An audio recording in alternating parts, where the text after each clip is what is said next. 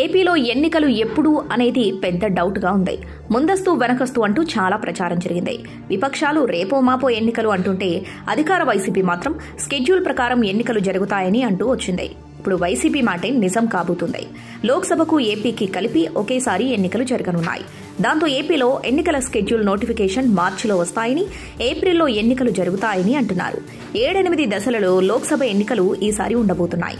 ఏపీలో మొదటి దశలో పోలింగ్ అన్నది 2019లో నిర్వహించారు. ఆనాడు చంద్రబాబు కాంగ్రెస్ కూటమితో సన్నిహితంగా ఉన్నారు. దాంతో ఏపీనే ముందు పెట్టి ఎన్నికలు పెట్టారని ఒక ప్రచారం సాగింది.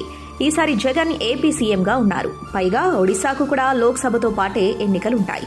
మరి ఈసారి సౌత్ నుంచి తొలి దశ మొదలు పెడతారా, లేక నార్త్ నుంచి వస్తూ మధ్య దశల్లో ఏపీ ఉంచుతారా అన్నది చూడాల్సి ఉంది.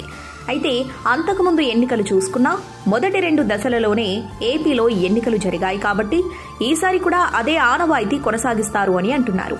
అదే కనుక జరిగితే మాత్రం ఏపీలో ఏప్రిల్లో మొదటి 2 దశల్లో ఎన్నికలు జరగడం ఖాయం. కేంద్ర ఎన్నికల సంఘం నుంచి ఈ విధంగా స్పష్టమైన సంకేతాలు ఉండబట్టే ఏపీ ప్రభుత్వం కూడా అందుకు సన్నద్దతను వ్యక్తం చేస్తూ ఎన్నికల ముందు జరగాల్సిన ఇంటర్ 10th పరీక్షలు ముందుకు జరిపించి మొత్తం పరీక్షల ప్రక్రియను మార్చి నెలాఖరుతో పూర్తి చేస్తుందని అంటున్నారు.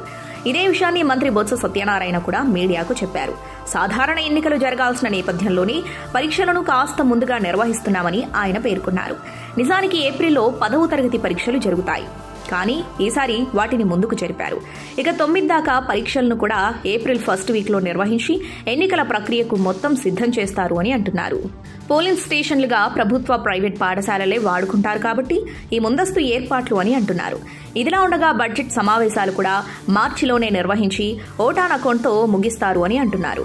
డిసెంబర్లో శీతాకాల సమావేశాలు జరుపుతారా లేదా అన్నది చూడాల్సి ఉంది.